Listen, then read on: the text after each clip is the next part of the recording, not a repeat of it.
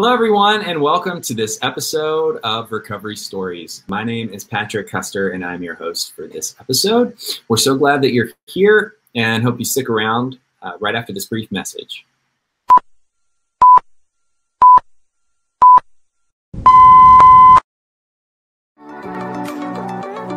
We are live in Stop Facebook. where a number of people The opportunity to share. She's one of our own. They aren't like Parts to your story that's awesome. You found healing. You found, until I got sober. can't wait for her to share that. Hey, just the different aspects of your story and what. Awesome. Right.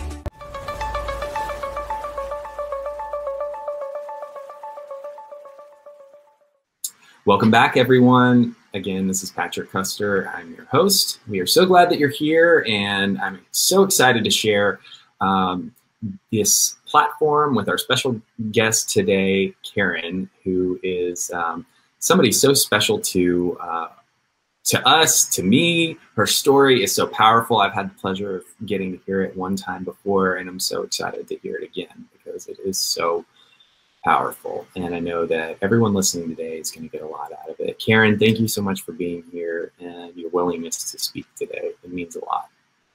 Thank you. I'm honored to do it. So yes, I appreciate you having me here. Yes, ma'am. Well, with that, I'm not going to take up any more time of me talking. I'll turn the floor over and let you take it away.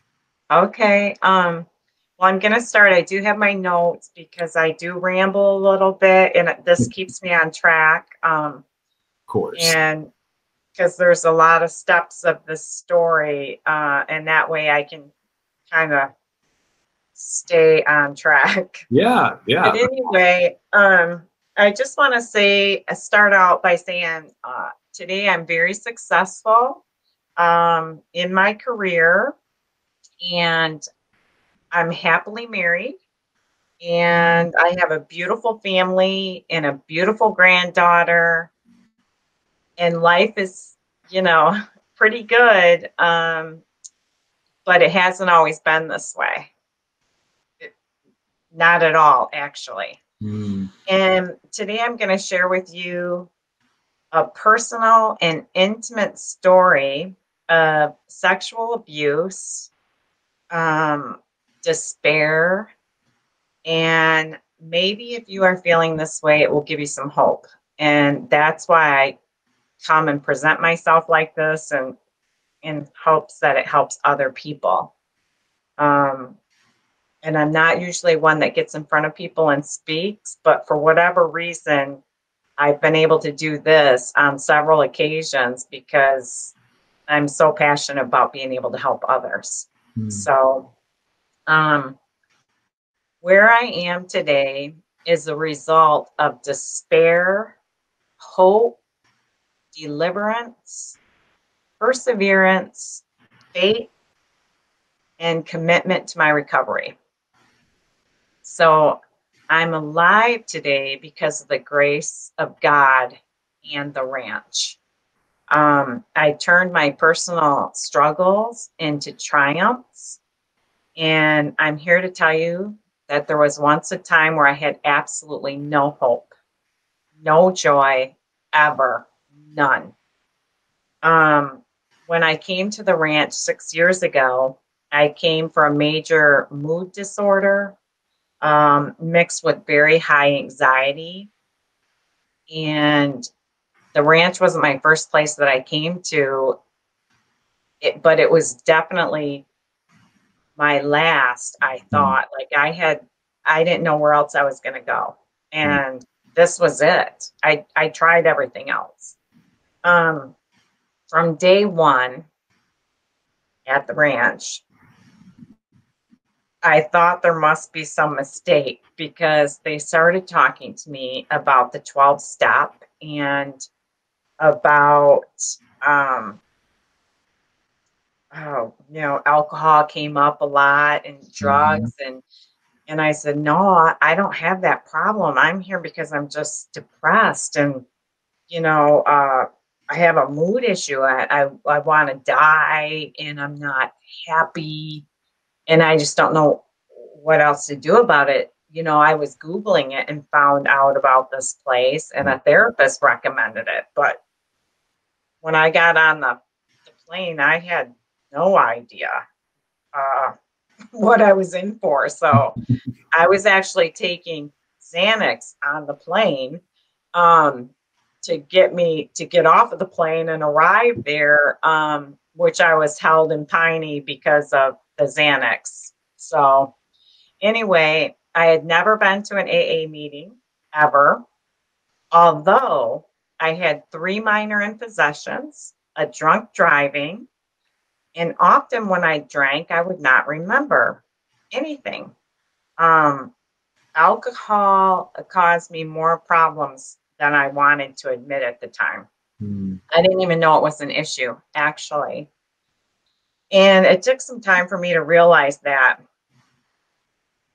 And shortly after, I realized the ranch was exactly where I needed to be. And it saved my life. So that's why I'm so glad to be here talking to all of you, and this, I'm really putting myself out there because making myself vulnerable, because there's some pretty tough things I'm going to go into. But to start, I'm going to say is you can struggle most of your life and still become very successful in your career, have all the things that you desire, you know, a home, good cars, a wonderful family, but you can still have no joy. And that was me. It all began at the age of 6 when I was touched inappropriately by my babysitter's husband. And he was an adult. And I don't know why I kept this a secret, but I did. And I think it was because he was a family friend and my parents knew and trusted him. So because I kept this a secret, I continuously had to go there because my parents were in the insurance business, and my dad won a lot of trips, so they were always traveling, and they would continue to send me there for a week at a time. And I was petrified, honestly. And I was forced to be on guard at a very young age, but nothing could have prepared me for what happened next. So I was 6 when that happened. 4 years later, when I was 10, my music teacher exposed himself to me 2 times, once in 5th grade and again in 6th grade. I walked into my lesson one day, which was in the basement of the school. His pants were down past his knees, and I could see everything. I completely froze as he pulled up his pants, and he walked behind me and shut the door. And he said, "I'm sorry, I thought the door was locked." But as he was behind me, I was trapped because I'm inside, and he now has his hand on the door. He said, "I'm sorry, I thought the door was locked," even though he knew the exact time that I would be coming for that lesson. And again, I was 10 years old. And it was Christmas time. And I had a gift for him, which was a Christmas ornament that said "Best Violin Teacher." So to this day, I don't even like to hear the violin. Like I don't like the orchestra. I don't like that music. Even as healthy as I've got, I still don't like to hear it. But anyway, when it happened the second time is when I finally had the nerve to tell my mom and dad, because another friend of mine, a guy friend in 6th grade, heard me telling my girlfriend in the courtroom what had happened, and he said that I should tell my parents that something like that happened to his sister. His sister was older. So when I had the nerve to tell my parents, my dad immediately called the principal, and who then told him that there had been other incidences with this teacher and with several other girls. So then my dad called the police. And part of that story, part of that actually right there is this happened to other people older than me prior to me, but yet they still, I call it the cellar. You had to go out the end of the school and go down these stairs, and it was like a storage area. And I, for the life of me, don't understand why they allowed that to happen. And I was alone with my lesson. So anyway, when I hear about stories like that, in this area, a very large part of Michigan still refers back to that story because it just would not happen to the level today that happened. So because it was such a big deal and it had to do with the teacher, it was big local news. And it wasn't actually that event that traumatized me as much as it was the aftermath. I was so young, but I remember phone calls coming in. You know, we didn't have cell phones, but we'd answer the phone from the wall and there would be hang-ups. The short version of the story is after many court appearances where he claimed in all incidences, 5 of them total, 5 different girls, he claimed he was tucking in his shirt. And he got away with this after all these court hearings because of tenure. And I didn't even understand what that was at the time, but he was still allowed to teach at the local high school where I would soon be. To give you an idea of what was happening in the community because of this event, I want to read to you a little something from the local paper back from 1979. And it's a letter to the editor. And this was just a small sample of what I went through. And again, I'm 10, but I have the clippings and stuff that my mom and dad had shared with me much later. Wow. But many people didn't believe me, and I was always scared someone was going to do something inappropriate to hurt me again in some way. But this is what the letter said. To the editor, why should only one family suffer? Because of the wild imagination of an 11-year-old girl. This teacher's career could be ruined. While this girl is not made to suffer, why should he be the only one to suffer and she be made to feel nothing? So wow. I look at that piece of paper right now, it's all yellow and old. You know, I was now at that time when that happened, I was 11. So I think I'm 53 today, but it's an old newspaper clipping and it's kind of yellow. But I read that and I just gasp, like when I look at it. That was just one letter. The whole community was in turmoil and it became my fault. We lived in a really small town and everybody here, I still live here, but everybody here wanted everybody to be good. So this was big local news. Unbelievable. And it wasn't just me. It was 5 other girls. So, I mean, that has to say something in itself, you know, and I didn't even know these girls. They were older. But anyway, since that, I had been flooded with anxiety. I didn't feel good about myself. I felt shameful in a way. But yet this lady writes that this man is only going to suffer. So these events hurt me in so many ways.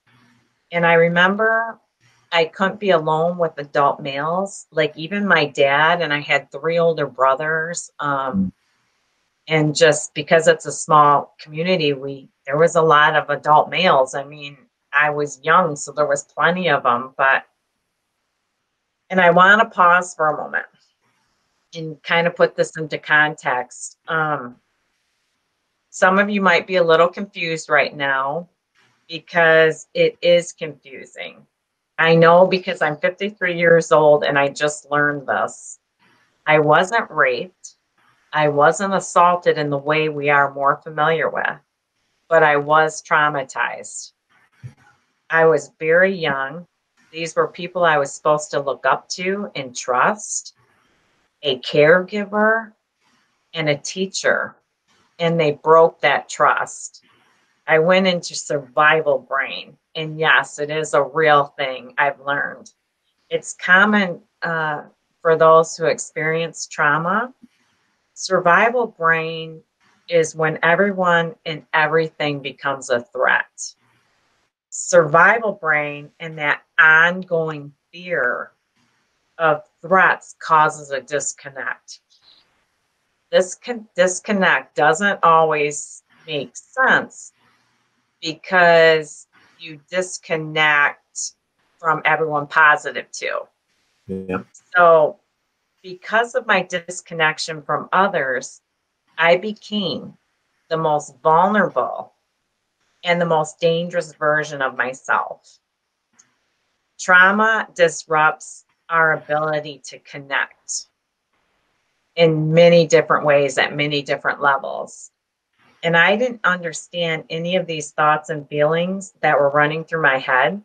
This was the beginning of a downward spiral. And I wanted to die, and I didn't know why. Because of this, I kept creating someone far beyond my true self. And shortly after these events, at the age of 11, I remember being in my room listening to the little record players with those little records. And I was sitting there Indian style, and I had a wire hanger. And I had unbent the wire hanger, and I was digging it into my wrist. And it enough to make marks. I wasn't trying to kill myself, right? I don't know why I was doing that, but what I've learned through this is that was self-harm. And this continued in more ways than one. At age 14, I experienced with sex and drugs, and I was very young. I was smoking pot and drinking in the 8th grade. And then the hard part. I then started high school, where I would see that teacher in the halls every day. I was traumatized over and over on a daily basis. And everybody in the school, this happened to me in 6th grade. So you have 7th, 8th, 9th, and then 10th was high school at the time. And everyone at school called this guy Flash. Everybody, I could be in the hall. Almost joke.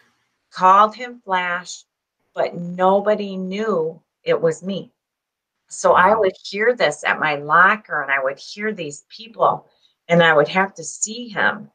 And at that point, I found it very difficult to respect any of my teachers.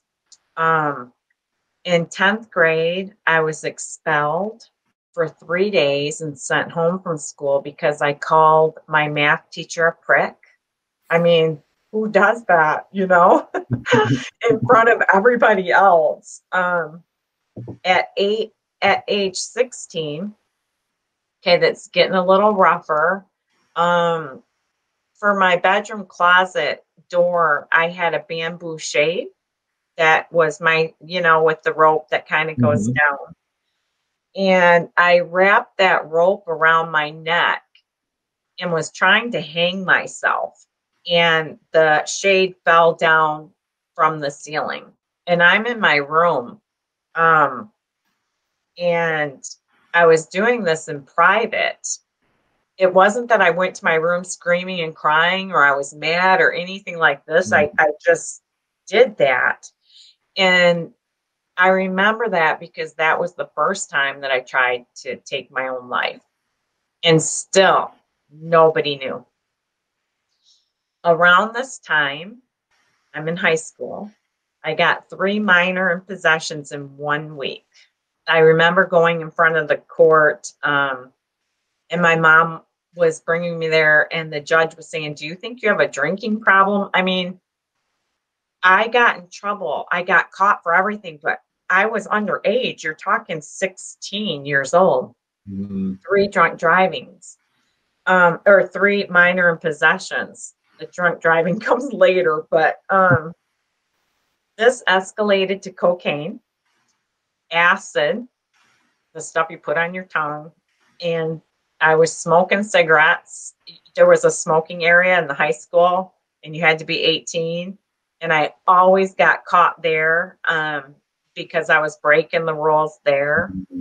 And I even sold marijuana for a short time. I had connections from my older brothers. So I had one of those old CB coats. They're called CB with the logo, and it had a little zipper in The radios?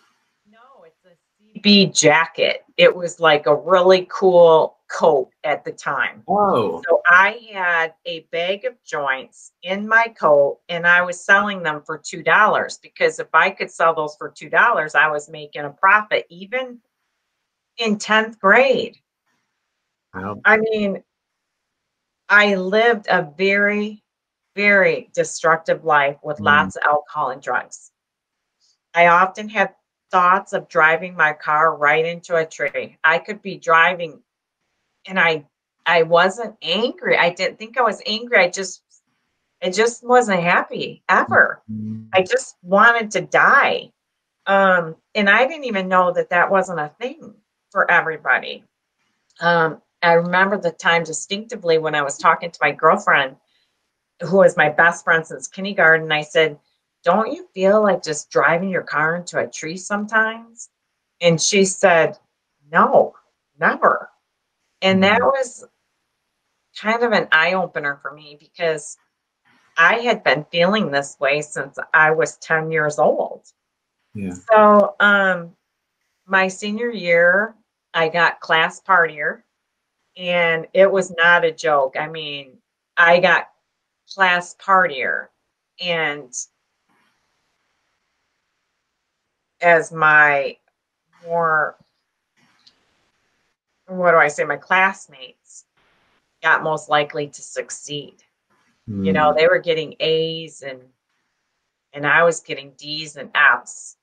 Like, I think my grade point average was a 1.25. Wow. 6 days later, I barely graduated high school at age 17. And I packed my car to move to California. I just wanted out of my hometown. I wanted away from these people. And I wanted to go far away from what I feared every single day, away from the teacher and the babysitter. I mean, those people were in my life all the way up until I was 17. And college was no way in my future. I mean, I remember my friends were packing up for college and it wasn't even a thing for me. My thing was I wanted to be a waitress or something, you know, or go find some movie star in California. But anyway, I moved to California. I escaped there. I had $700 in my pocket. I went and stayed with a friend's aunt. I didn't even care I was away from here. And I shortly realized that that was not going to eliminate my pain either. So at age 20, I got a drunk driving. and spent the night in the Orange County Jail, California. I continued to have unsafe sex from the time I was 14 years old, leading into a couple unplanned pregnancies and an abortion, which that is very difficult to carry with you even to this day. I moved back to Michigan, and right about this time, when I was living in Michigan, back in my hometown, I got pulled over by a police officer, and I was trying to get to my waitress job on time. And I told the cop to F off. Like, I said the word. Like, I had no fear for, like, I was letting anything rip because I didn't care. I didn't respect him at this point. And who does that? Like, right now, I look back at that, and actually, because I'm in the insurance business, this guy, Bill Toombs, this police officer in downtown, he is retired now, but he actually bought insurance from me now as I'm older. And I said how I actually brought that up to his wife and him, you know, because he knew our family. And I said, I am so sorry I did that. And he said and reminded me, and I didn't know it, I went into the police station the next day and apologized to him. So I still had a conscience of what was right and wrong.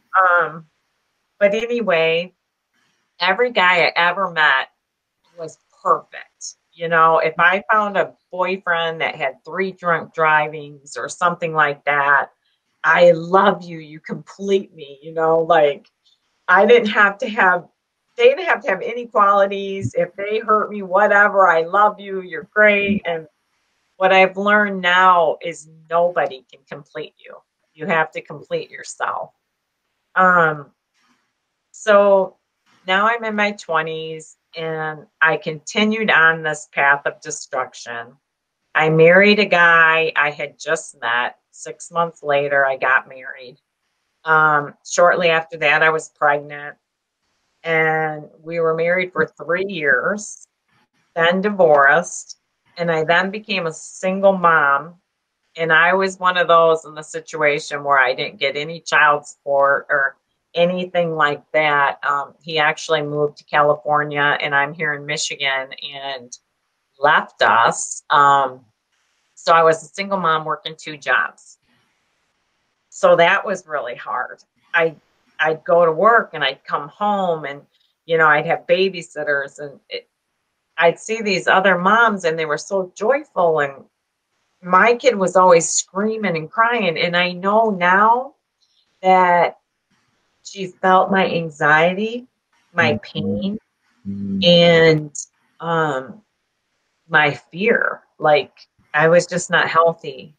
But she turned out to be really good, so that's good. You met her. She was with me at the ranch when I spoke a couple years ago. Okay, but later I had married my husband that I'm with now, who had 3 sons. And for 20 years, I struggled in this marriage because it was very difficult blending a family. And now I had 4 kids, but I still had those really deep struggles, my own personal struggles that I brought into this marriage. So life, although I was really fortunate, life was always very hard for me. I just didn't like it. I didn't want to be here. And I had no joy. I could go to Hawaii or go on these trips and nothing. I just didn't feel anything. So that made me feel guilty, because you see people that have cancer or that are sick, and you look perfectly healthy and fine, because a lot of people don't think of depression and anxiety and drug and alcohol abuse as bad of an illness as cancer. A lot of people just want you to get over it, and it's just not like that. It really is a disease and a sickness that you know, we have to fight to live from. Yeah.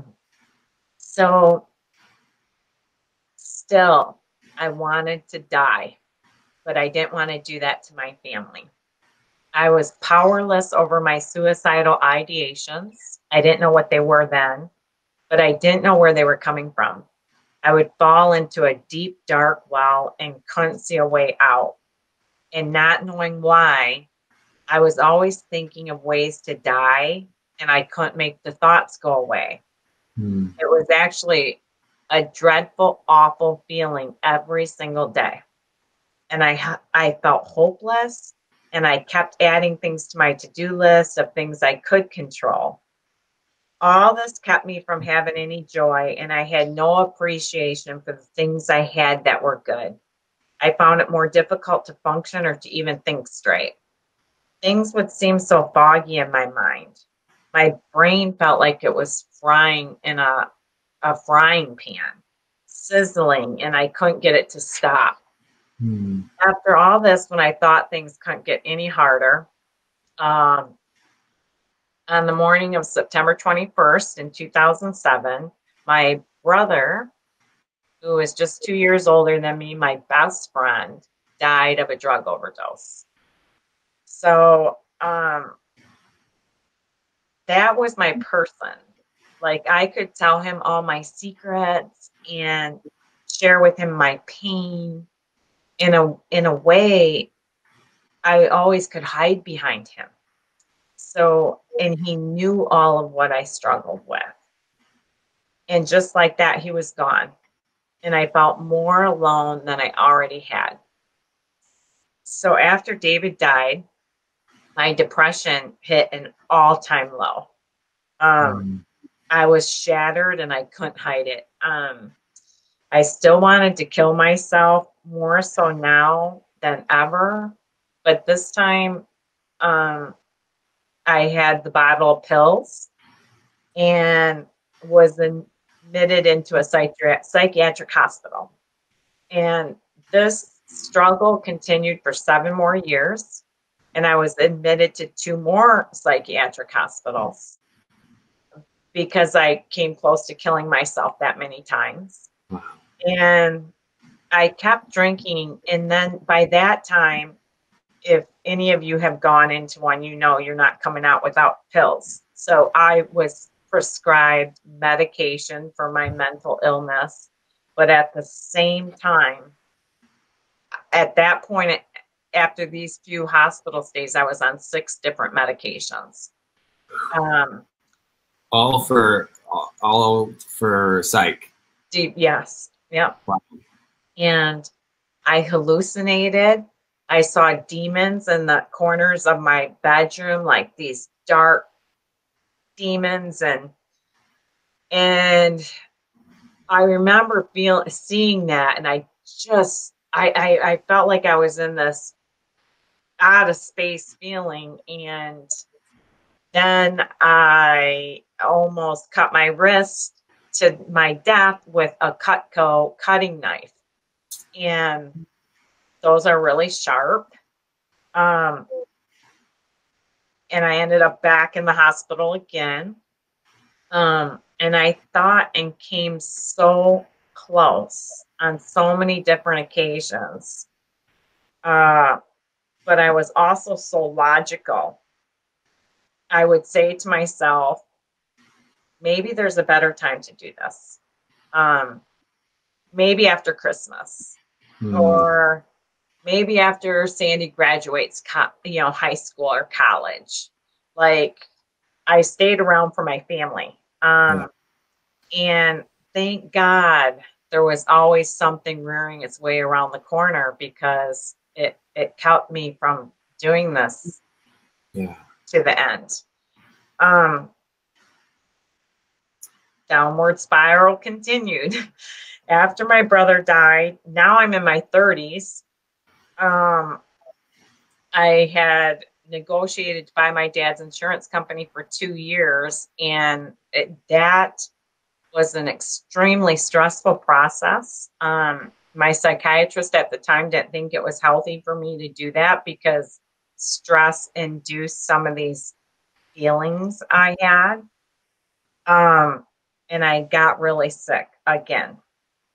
And that's when I finally I was finally diagnosed with a depressive mood disorder, a major one, bipolar, and anxiety. So I was told this was a result of the trauma that happened to me as a child and the result of living with a terrified perception of my life being in danger for all these years. So the survivor in me didn't feel, talk, trust, or need from anyone else. So to meet my own needs, I turned to drugs, sex, alcohol, rebellious and obsessive behaviors. Then rock bottom hit. And this was 6 years ago, going on 7 years. It was in August of 2014. And that year leading up to that was pretty bad. And I was drinking all this time, but I didn't have a drinking problem. But anyway, so I don't know. I just packed up my bags and moved out of my house and went and got an apartment. And that was on a Friday. And Saturday, so my husband was at Northwestern College. He went there on weekends to do this master's program in Chicago. And I got drunk Saturday and Sunday, really drunk, and ended up with the neighbor. And I was on a paddle board. I remember that, and the current took us out, and we had a bottle of wine, and we were on the same paddle board, and to the point where we were fighting to get back to shore. So I almost drowned. I blacked out, I don't remember things. Yeah. But in the morning, my husband of all of those years was calling my name from downstairs, and bottles were scattered all over the place, and I wasn't alone. So a lot could have happened there, and it did. I didn't care. I was just like, this is just one more thing added to the list, But he said, you're sick and you're going to die. And he left and he came back after he threw his ring at me and everything. And he didn't have to come back. And I'm still with him. We just had our 22 wedding anniversary. But anyway, he knew, he said that I was going to die that day from drinking and drugging, but he also knew that I wanted to die. So he got me into a therapist that I thought I was going for him to help him for what had happened between us. But he actually tricked me. Yeah. And the person that I went to see was someone who the executor or something of the ranch was friends with him. And he said that you have trauma. And nobody, all of this time, I'm 40 some years old, never mentioned trauma to me, never mentioned trauma therapy. I mean, I never knew what was wrong with me.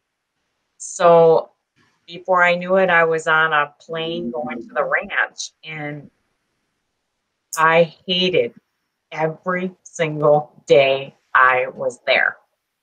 But I had no place else to go. This was it. I didn't have a home. My stuff was at some place that my parents took it and put it in their garage. So I didn't know where I was going back to. And if I left the ranch, what was I going to do? Right. I was at Millhouse, and I remember being in that white van, and I was watching the way the river flowed, thinking if I got through the back door down to that river, I could follow the river to that highway. Like, I had in my mind how I was going to escape that place all the time. Wow. And every day I was the one that said I wanted to talk to someone that was in charge. Like, I don't belong here. Oh, you were one of those. Yes, I want to talk to someone who's in charge.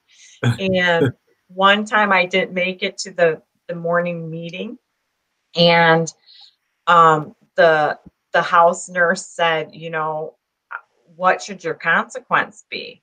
And I was like, what do you think your consequence should be? And I went after her, and I was gonna punch her right in the face, and this other lady grabbed me. Like, I was that person, okay? Wow.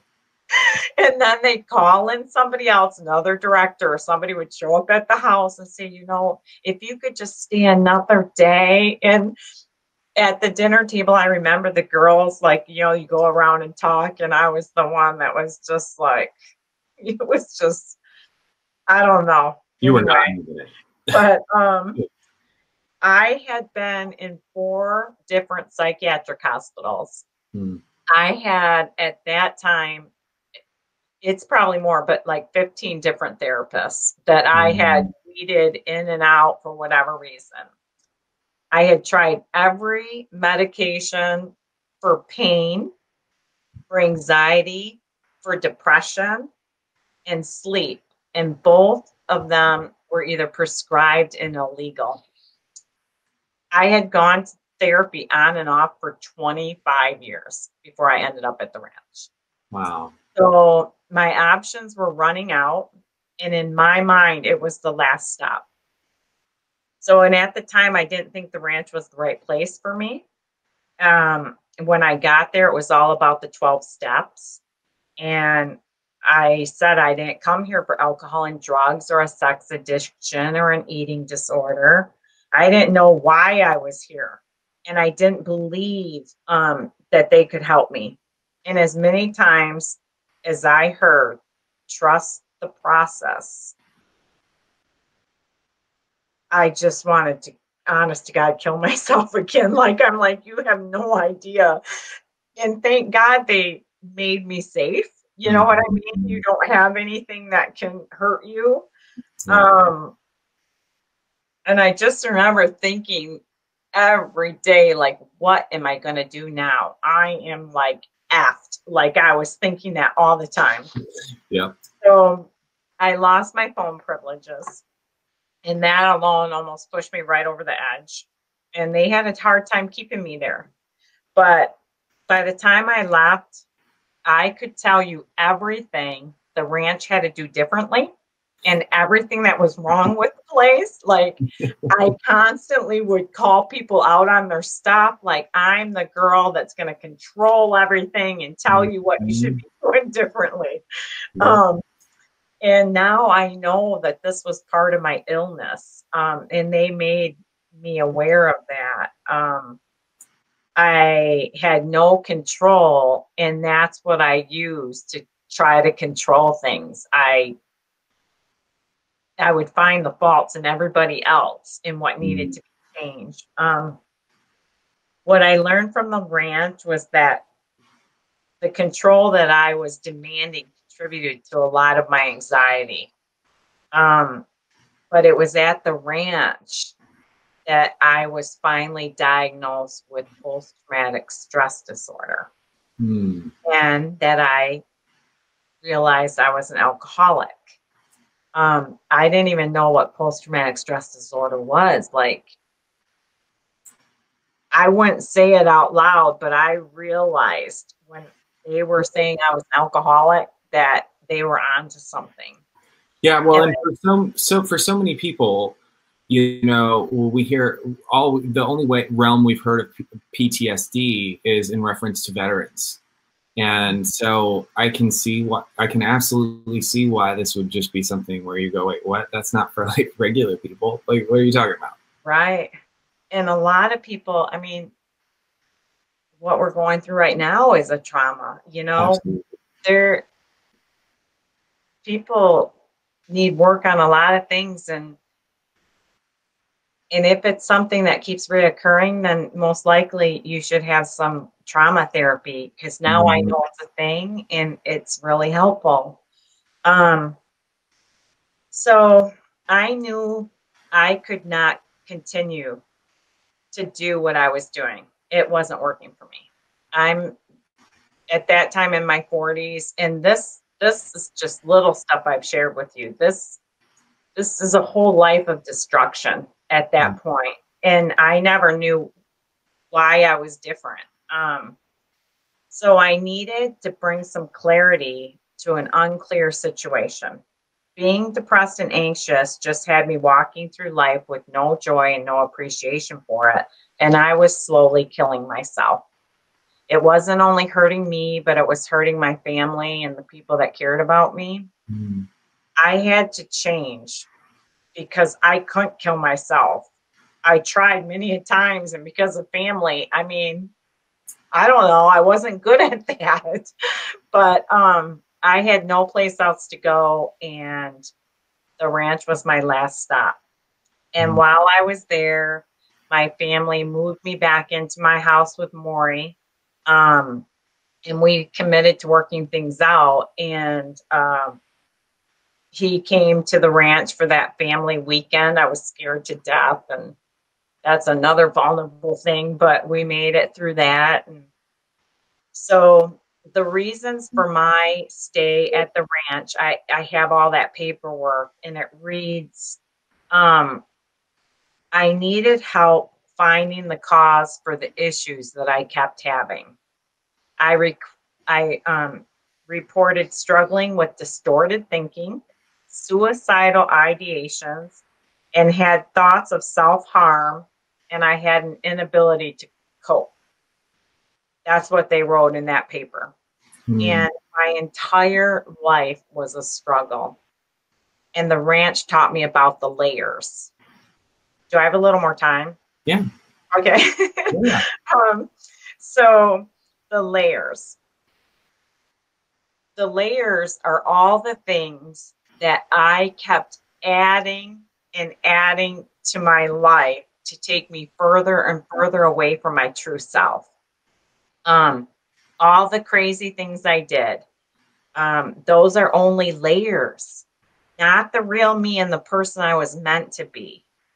So the drugs, the alcohol, the arrest, the abortion, the running away, the destruction. There was so many layers. I mean, there was 40 some years of layers.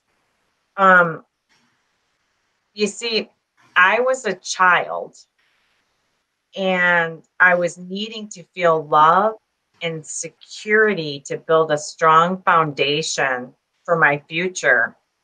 Instead of building on it, I wanted to bring myself further and further away from it. Mhm.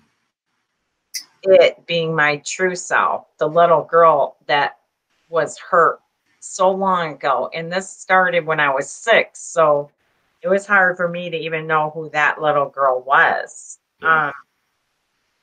And this is what caused my major anxiety, depression, and addiction. I had no respect for authority because the people that I was supposed to trust and feel safe with hurt me. And once you face your struggles, you will find that there is a layer of pain deep down at your core. Your entire being is built upon ways of being, thinking, acting, and believing that all come from this pain.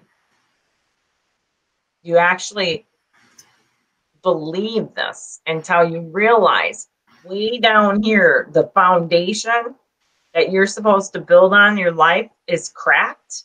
Like, can you imagine a house building on that? It'd be going like the. Mhm. So the real strength and growth begins when you start cutting through those layers and you deal with the pain. Otherwise, they're just still there. My inner pain was from my childhood, and I was so deep beneath those layers at my foundation, and it was keeping me in constant turmoil. It was cracked.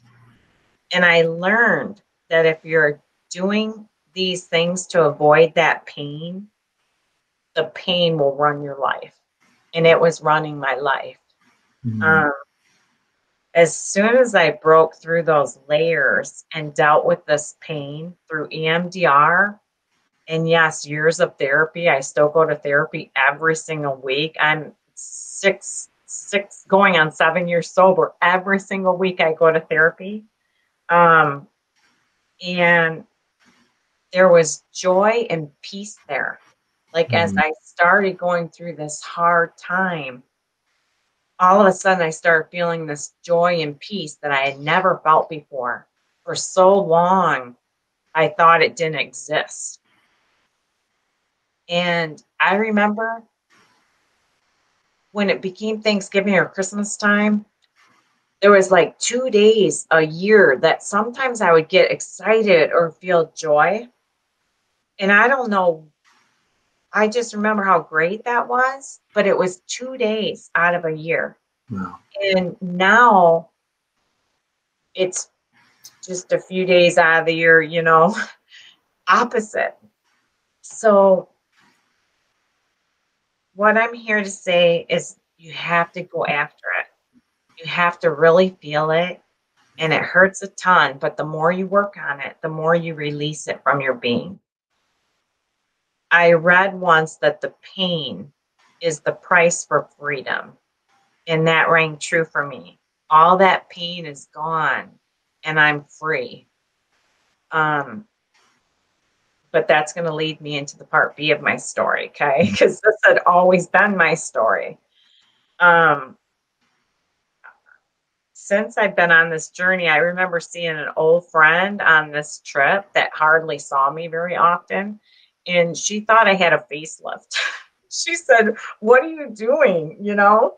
And I wanted to say, but I just laughed. But what I wanted to say is that veil of pain has been lifted. Like, you know, I look different since I released all of that from my being. Yeah. And peace and joy now run my life. So when you're happy and you're smiling, it makes everybody else happy too. Sometimes. Contagious. So I had created someone so far beyond myself and did so many things to cause me guilt that I had to go through the cleansing part and cut through each layer to get to my true self. I had to deal with it all, one thing after the other. This started at the ranch, and I listened to their instructions when I left. I went to AA. I got a therapist who specialized in EMDR. And like I said, I still go to therapy once a week. But when I left the ranch, I was really scared. That day, as much as I wanted to leave, I was really scared because at the ranch, I was safe. They kept me safe. I had people, you know, my sisters, what you call the people, brothers, sisters, Yeah. that they're like me, you know? So anyway, I wasn't ready. This was also unfamiliar to me, and I had no idea how this was going to go. It started here, but the real work happened when I left the ranch. And I like the challenge of not drinking. And I never said I quit drinking. To this day, I never said I quit drinking. I just say I'm not drinking today. Every day I wake up and I say I'm not drinking. And now I'm almost 7 years sober. So, let's see. So I remind myself daily that those layers were not myself, because it doesn't erase the memories and the guilt that you have. But once you realize that there's something more to it that was causing you that pain that you were suffocating it with, it helps you to refuse it. You refuse to live in guilt. Yeah. That guilt does nothing for you. You have to let it go. So this was truly a new beginning for me. And I hoped, like in the past, sharing my story and my tribulations with everyone would help give people hope and inspire them, and tell you that just go after it. Go after that true self and find the peace and joy that was intended for you before all of this other stuff happened. So I just had my 22nd year anniversary with my husband, and I started going to college, and it's just a community college, but I got all A's, and they asked me to be on the honors program. That's And all. most of all, I'm pretty happy. I see colors now. I smell flowers. I used to dress in just dark clothes. I never even wore anything bright. I should have something bright on today because of the story, but I don't. But anyway, so things are much brighter. And I'm just going to challenge all of you to quit self-sabotaging yourself and find out what the barriers are that are keeping you from your true self and go after it. Because if I can do it, so can you. And if you are invaded by guilt, just know that that isn't who you truly are. It's just the layers bringing you further and further from your true self, further away from that little girl or that little boy that was deep down in your core that was hurt in some way so long ago. And lastly, well, I'm going to add something at the end, but lastly, don't be so quick to judge. Like the lady who wrote that letter to our local newspaper, that the man is the only life that's going to be ruined and he's going to be the only one to suffer.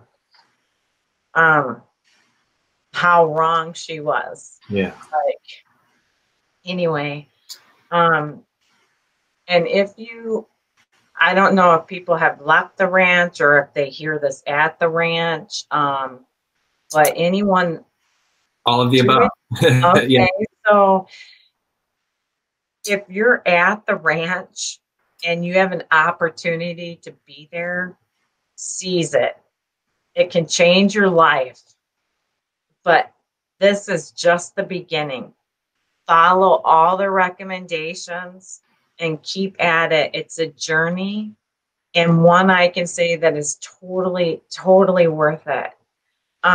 They helped give me the tools, and with therapy and EMDR, I was pretty solid. But there's a part B.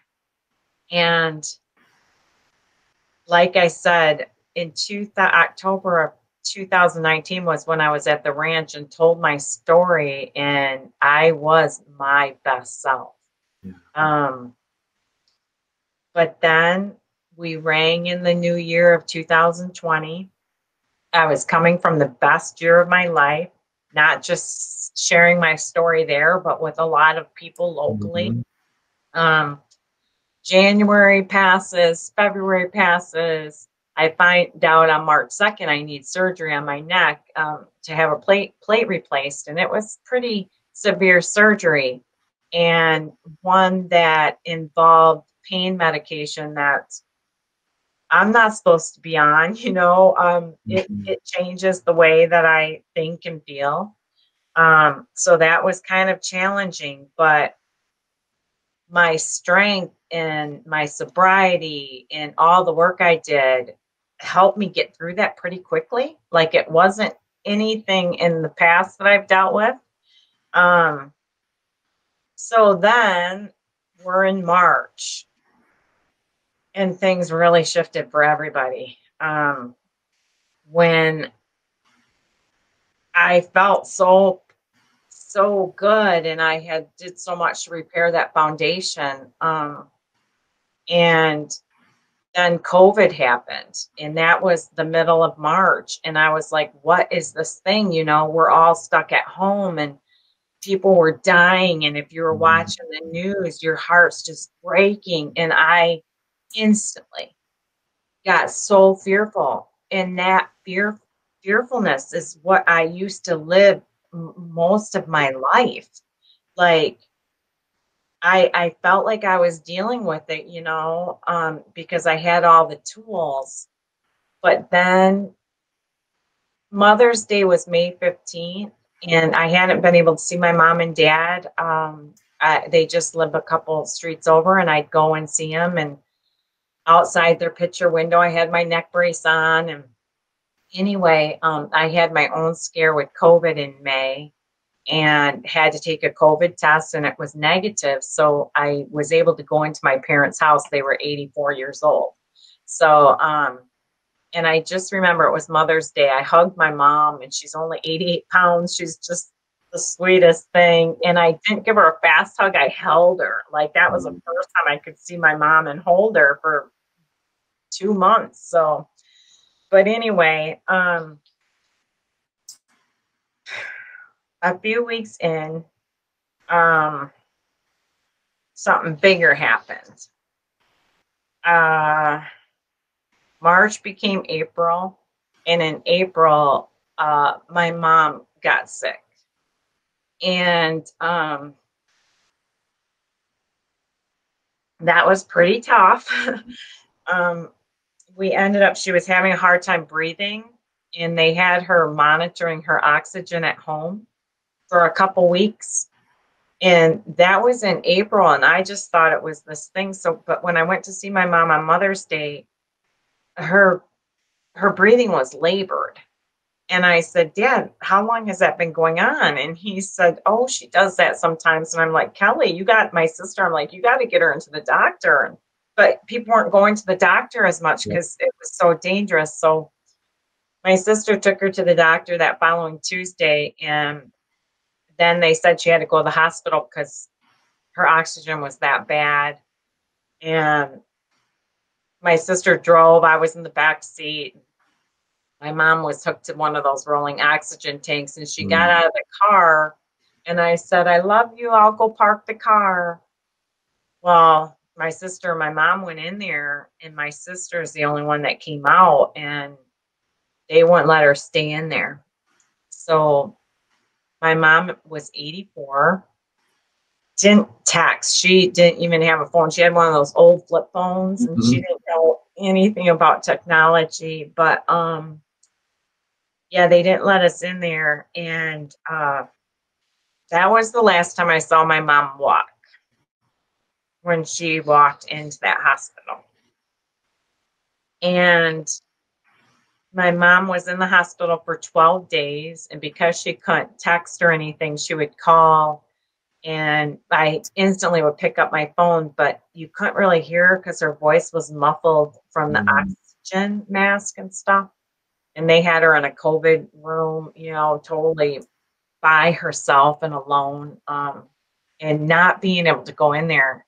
I mean, I begged and pleaded along with my sister and my dad, and called the administrator, like, I'm going to do something about this, right? Like I do at the ranch all the time. But it was excruciating, because for someone that struggles with control, that was something, again, I had no control over.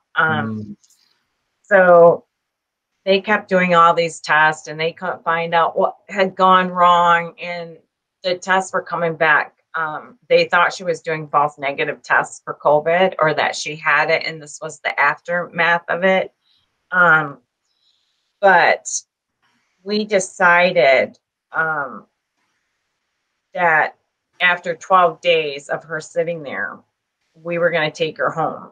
So we had an ambulance bring her home, and for 7 days, my mom was home, and I was on the left side of her. My dad was on the right side with the rest of the family doing stuff, and my dad and I were talking over her. So I watched my mom take her last breath, and that crushed me, knocked me down. I'm sober. I'm not doing drugs. Life is good. I'm handling, this pandemic. I was one of the lucky ones where I could work from home. I still had my paycheck. My bills were getting paid. I had insurance. But none of it mattered again. It was just like I had the tools. I had the tools to deal with this, but it knocked me flat on my back. And the tools that I learned through all this therapy and the ranch, I felt like I didn't have the arms to reach in to grab them or my legs to walk. Like everything went black for me. Mm-hmm. And this made me feel very vulnerable and in danger again, because my heart was cracking in a million pieces. And if any of you guys have lost someone through this, the grieving process is much different, because everybody around you is grieving the loss of what their life used to be like. So there's a lot of empty tanks out there. So the people that were your supporting team, I mean, even AA, we can't go to AA meetings where you find strength. And I couldn't go to my sister. We couldn't do the funeral, and the people that I would gather strength from and my support.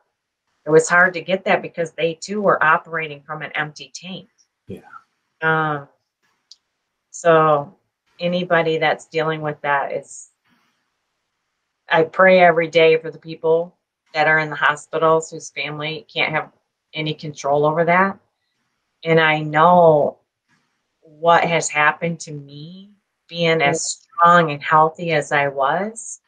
And I am, it scared me. But the one thing I knew I could do that I could control was if I didn't have that drink. And as I'm spinning out of control and not getting out of bed and crying and falling into this deep depression, and I was just sad.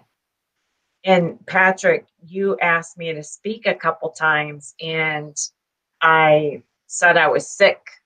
I couldn't get in front of all of you and tell this really positive story because I wasn't okay. I mean, I'm not okay today, but I planned this 3-4 days ago. We had to reschedule the first time. And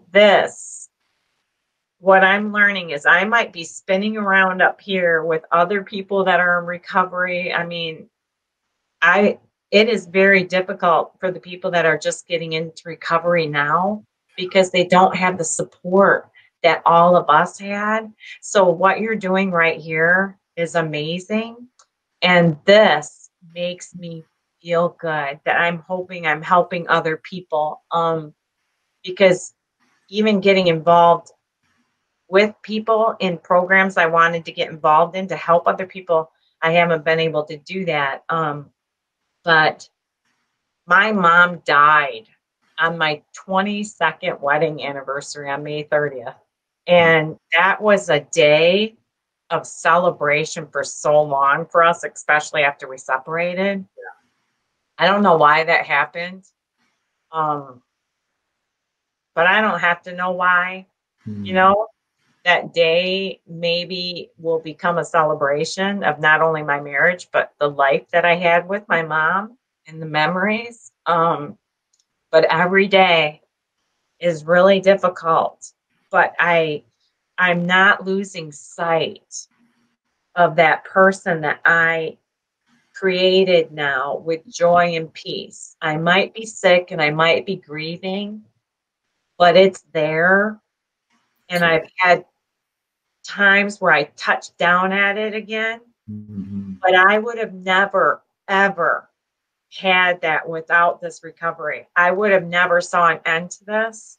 Yeah. And today, just talking to all of you guys, my feet have touched down. Maybe it's just my toes, and maybe my story will be different in, another 6 months or something. But what I want to tell you is not drinking and doing drugs, you'll see after time, life is better. I mean, when people told me that they didn't drink, I was like, why? Back in the day, like, how is that fun? Like, why? And I thought that they were sick. I thought they were boring. I thought, what is wrong with these people? But in fact, not drinking and drugging, I am happier than I've ever been. It brought so much trouble to me. So even through this, I mean, we're getting through a pandemic and we're here talking with each other. Thank God for technology. Other people feel better, we're making it. We're going to get through this. So I'm just wanting, even when you start to feel better and you're going through recovery, because what you do realize is, I quit drinking, I quit using drugs. Why does this still happen to me, But life does still happen. And the difference is you can't numb it with alcohol and drugs. It's never going to go away for you, and it's constant. You're going to carry it around with you like a bowling ball. Yes. So yeah, people in recovery, you have to get hit right in the face with everything that comes your way. Like, you have to deal with it head on. But I'll tell you, everyone that I know, like in my other life, and people that still struggle, so many people want me to do a sober January or sober February for them. Like, so many people I know want to quit drinking that don't even think they have a problem and ask me now to help them, So it's a better life. I can't. So when I say I don't drink, I'm like, now people, more than ever, I'm noticing it now. People are like, wow, that's really cool. I wish I could do that, Yeah. It's a cool thing. So, well, it's the tools, just on that note of what you're talking about, the tools and the principles that we pick up and we learn that have carried you through to today that you're referencing, nobody ever promised, well, somebody might have promised, but they were wrong, that it would be easy or that it would be painless, and that it would make it comfortable. What the tools make it is possible. Yes. Yeah. And that's what your joyful, real life countenance and face and presence that I'm so happy to be talking to today communicates, is that your life, your joy, your presence and vibrant, full of life being is possible today. Yeah. It's not comfortable. It's not pain-free. It's not easy. But it's better. And it is better, and it's beautiful. Yeah.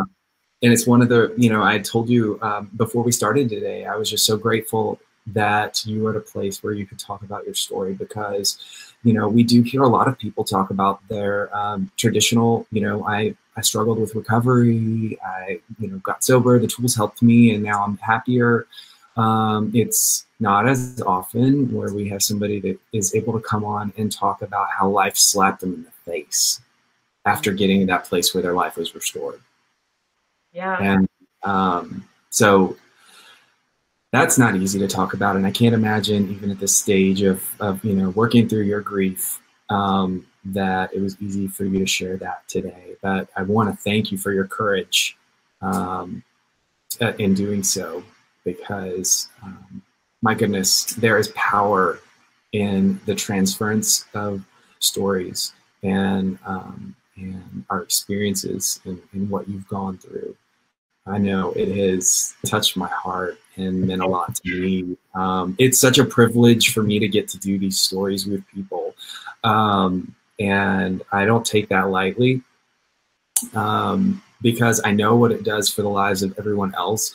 But for me, myself, I can't tell you how I walk away every single time, and today is no different.